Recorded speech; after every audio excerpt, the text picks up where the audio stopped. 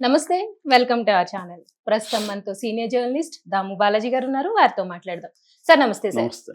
Sir Trump నిర్ణయాలు ఎప్పుడు ఇండియన్స్‌కి ఎప్పుడు ట్రంప్ వస్తున్నారంటో టెన్షన్ స్టార్ట్ అవుతుంది సార్. యాహ్! ఆయన ఏ నిర్ణయాలు తీసుకుంటారు అని. అందులో భాగంగానే ఆయన ఒక నిర్ణయం తీసుకున్నారని, దానివల్ల 7,00,000 మంది ఇండియన్స్‌కి ఉద్యోగాలు పోతాయి అనేది న్యూస్ వచ్చింది సార్. అసలు ఈ ట్రంప్ తీసుకునే నిర్ణయాల వల్ల ఇండియా మీద ఎఫెక్ట్ పడుతుంది అని నిన్న మీరు చెప్పారు. బట్ ఇంకా ఎటువంటి నిర్ణయాలు ఆయన తీసుకుంటున్నారు? అలాగే దీన్ని మోదీ ఎలా ప్లాన్ చేస్తారు సార్? దీన్ని ఎదుర్కోవాలంటే ఇండియన్స్‌కి ఒక ప్లాన్ ఉండాలి కాబట్టి మోదీ ఎటువంటి ప్లాన్ చేస్తారంటే మీరేం చెప్తారు సార్? యాక్చువల్‌గా అంటే ఉద్యోగాలు కూడా పోతాయి. బట్ ఉద్యోగాలు అనేది కాదు. ఇక్కడ ఫస్ట్ డే ట్రంప్ తీసుకున్న కొన్ని నిర్ణయాలు అనేది ఇప్పుడు ఇండియన్స్ మీద అక్కడ అమెరికాలో ఉండే ఇండియన్స్ మీద తీవ్ర ప్రభావం పడుతుందన్నమాట.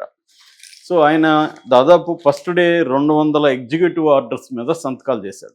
Okay sir. సో మామూలుగా మనకి ఆ సంఖ్య చెప్పాలంటే ఎలా అర్థం చేసుకోవచ్చు అంటే బైడెన్ ఉన్న 4 ఏళ్లలో 160 ఎగ్జిక్యూటివ్ ఆర్డర్స్ మీద సంతకం చేస్తే ఈయన ఒక్క రోజులోనే 200 ఆర్డర్స్ మీద సంతకం చేశాడు, ఇంకా చేయబోతున్నాడు.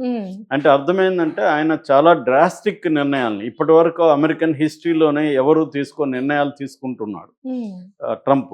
అందులో మన ఇండియాకి ఎటువంటి ప్రభావం పడుతుంది అనేది మాత్రం మనం ఇప్పుడు చర్చిద్దాం బేసిక్గా. ఎందుకంటే నిన్న నేను జనరల్గా చర్చించాను. సో ఇప్పుడు ట్రంప్ ఈ ఎగ్జిక్యూటివ్ ఆర్డర్స్లో ఒకటి ఏంటంటే ఇల్లీగల్ ఇమ్మిగ్రెంట్స్ని డిపోర్ట్ చేసేయడం, ఆ దేశాలకి పంపించేయడం, అది కూడా ఆయా దేశాల వాళ్ళు తీసుకుని రావాలి. అలాగా ఎక్కువగా ఇల్లీగల్ ఇమ్మిగ్రెంట్స్ ఉన్న దాదాపు 1,40,00,000 మంది ఇల్లీగల్ ఇమ్మిగ్రెంట్స్ అక్కడ ఉన్నారనేది ఒక అంచనా.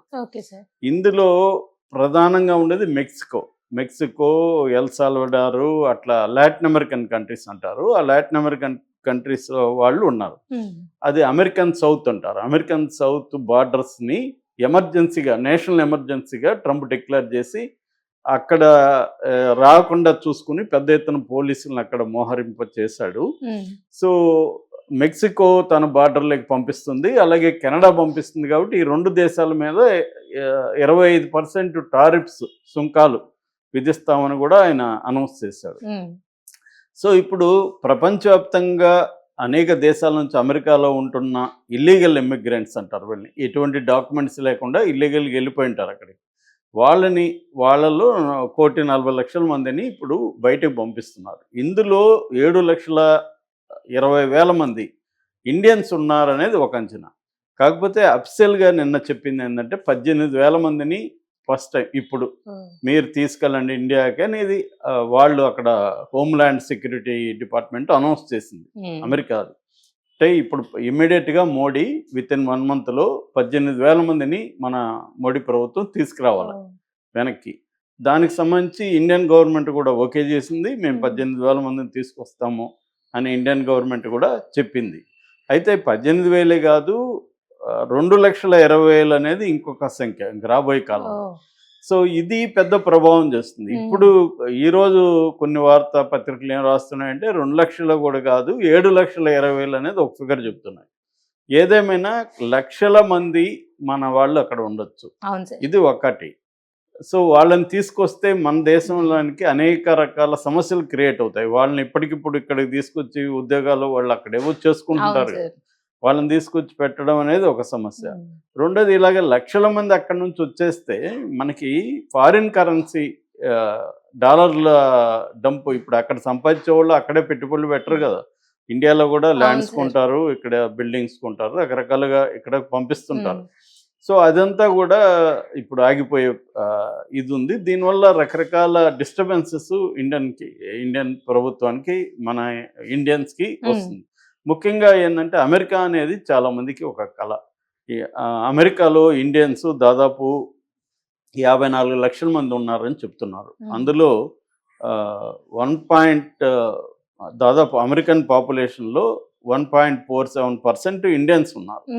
ఇప్పుడు ఇందులో దాదాపు 7 లక్షల మంది కానీ వచ్చేస్తే ఈ 7 లక్షల మంది రావడం అంటే ఏంటి అనేది కాసేపు చూద్దాం. మామూలుగా ఇది ఒకటి చెప్పాను కదా, ఏది ఫస్ట్ ఇల్లీగల్ ఇమ్మిగ్రెంట్స్ పంపించడం. రెండవ, నిన్న ఒక ఆర్డర్ మీద ఎగ్జిక్యూటివ్ ఆర్డర్ మీద ఆయన ఏం సంతకం చేశాడంటే US citizenship, birth right citizenship అనే దాన్ని రద్దు చేశాడు. బర్త్ రైట్ సిటిజన్షిప్ అంటే ఏంటంటే ఆ ఎవరైనా ఇప్పుడు ఆ, ఒక భార్య భర్త అమెరికాకి ఏదో టూరిస్ట్ వీసా మీద వెళ్ళారు. భార్య ప్రెగ్నెంట్గా ఉంది, ఉమ్, అక్కడే బిడ్డ పుట్టింది. అక్కడ పెడితే ఇంకా ఆ బిడ్డకి యుఎస్ సిటిజన్షిప్ వచ్చేస్తుంది. అవును సార్. దీన్ని బర్త్ రైట్ సిటిజన్షిప్ అంటారు.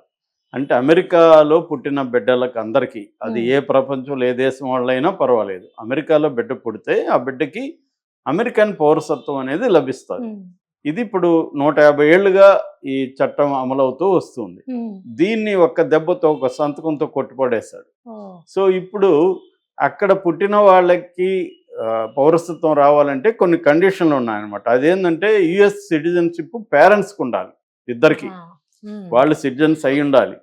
రెండవది పర్మనెంట్గా రెసిడెంట్ అక్కడ ఉండాలి. వాళ్ళు అక్కడ సిటిజన్షిప్ తీసుకొని చాలామంది వేరే దేశాల్లో ఉంటారు, అట్లా కుదరదు, పర్మనెంట్ రెసిడెన్స్గా ఉండాలి.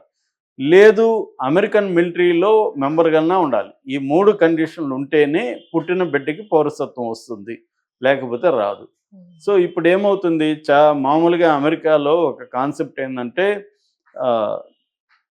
దాన్ని ఏమంటారు, బర్త్డే టూరిజం అంటారు. అంటే బర్త్ టూరిజం అంటారు. బర్త్ టూరిజం అంటే కావాలని బిడ్డలు కనుక్కోవడానికి అక్కడికి వెళ్తారు అవును కొంతమంది. సార్. ఎందుకంటే సిటిజన్స్ అయిపోతారు, ఉమ్, 21 ఏళ్ల తర్వాత వాళ్ళు అమ్మ నాన్నని పిలుచుకోవచ్చు. ఉమ్, అది అక్కడ ఉన్న కాన్సెప్ట్. ఇప్పుడేమైంది, ఇది పోయేసరికి లక్షలాది మంది మన వాళ్ళు ఆల్రెడీ అక్కడ బిడ్డలను పుట్టించుకొని తల్లిదండ్రులుగా అక్కడ సిటిజన్స్ కాని వాళ్ళు ఉమ్, ఇప్పుడు ఏమవుతారు, వాళ్ళని బయట వెనక్కి పంపించి, సిటిజన్ కాదు కాబట్టి అక్కడ నువ్వు దేని మీద వచ్చావు, వీసాలు. వీసా అంటే for example H1B visa. H1B visa అంటే ఏంటి, డిగ్రీ చేసి ఉండాలి మినిమము, ఇంకే అదర్ క్వాలిఫికేషన్ ఉండాలి. అక్కడ ఏదన్నా కంపెనీ కానీ ఏదన్నా ప్రొడక్షన్ యూనిట్ కానీ లేకపోతే రెస్టారెంటో హోటలో ఏదో ఒకటి సంస్థ, దాంట్లో వాళ్ళు మనకి జాబ్ ఇస్తున్నట్టుగా చెప్తే దాన్ని తీసుకొని మనం స్పాన్సర్షిప్ అంటారు. ఆ స్పాన్సర్షిప్ తీసుకొని మన H1B వీసాకి అప్లై చేస్తాం, వెళ్తాం. ఉమ్, ఇప్పుడు దాన్ని కూడా రిస్ట్రిక్షన్స్ పెట్టే అవకాశం కనిపిస్తుంది H1B వీసా మీద కూడా. H1B వీసా వల్ల కూడా ఇది ఇప్పుడు దెబ్బతినే అవకాశం. రెండవ వీసా ఏంటంటే ఎల్ వీసా అంటారు. ఎల్ అంటే ఇంట్రా కంపెనీ ఇక్కడ ఒక కంపెనీ ఉంటుంది, వీళ్ళదే అక్కడ బ్రాంచ్ ఉంటుంది, ఈ కంపెనీ నుంచి ఆ కంపెనీకి పంపిస్తుంటారు. దీంట్లో రిస్ట్రిక్షన్స్ పెట్టే అవకాశం కూడా ఉంది. మూడవది ఎఫ్ వీసా. ఎఫ్ అంటే స్టూడెంట్ వీసాలు. ఇప్పుడు నిన్ననే 8 మందిని ఎంతమందిని అరెస్ట్ చేసినట్టుగా ఒక వార్త వచ్చింది అక్కడ అమెరికాలో. ఎందుకంటే ఇండియన్ స్టూడెంట్స్. ఎందుకని సార్? ఎందుకంటే వీళ్ళు స్టూడెంట్ అంటే చదువుకోవాలి, అవును. కానీ వీళ్ళు ఏం చేస్తారు, పార్ట్ టైం జాబ్ చేస్తారు. ఎందుకంటే అక్కడ ఉండడానికి కాస్ట్లీ, హాస్టల్లో అవును సీట్లు సార్. రావు, బయట ఉండాలి. ఉమ్, నిన్ననే ఎవరో చెప్తున్నారు, దాదాపు 7-8 మంది కలిసి ఒక ఇల్లు తీసుకుంటే ఒక్కొక్కరికి $1,300 రెంట్ పడిందని. సో ఆ విధంగా అంటే కాస్ట్ ఆఫ్ వాళ్ళకి లివింగ్ కాస్ట్ ఆఫ్ లివింగ్ ఎక్కువ కాబట్టి వాళ్ళు ఏదో ఒక పని చేసుకోవాలి. పని చేసుకుంటేమో అక్కడ రూల్స్ ఒప్పుకోవట్లేదు. సో ఆల్రెడీ ట్రంప్ ఇలా చేయగానే దాని ప్రభావం రకరకాలుగా పడడం మొదలు పెట్టేశారు, జరిగిపోయింది. సో ఇప్పుడు మన విద్యార్థులను కొంతమందిని అరెస్ట్ చేశారని చెప్తున్నారు. ఇది ఇబ్బంది అనమాట ఇప్పుడు. ఎందుకంటే దాదాపు అందరు ఎవరో మరీ అల్ట్రాడేట్ చేస్తే తప్ప స్టూడెంట్స్ అవును అంతా సార్. అక్కడికి ఏదో కష్టాలు పడి లోన్ తీసుకొని అమెరికాకి వెళ్ళిపోయి అక్కడ చదువుకుంటూ పెట్రోల్ బంకో రెస్టారెంటో సూపర్ మార్కెట్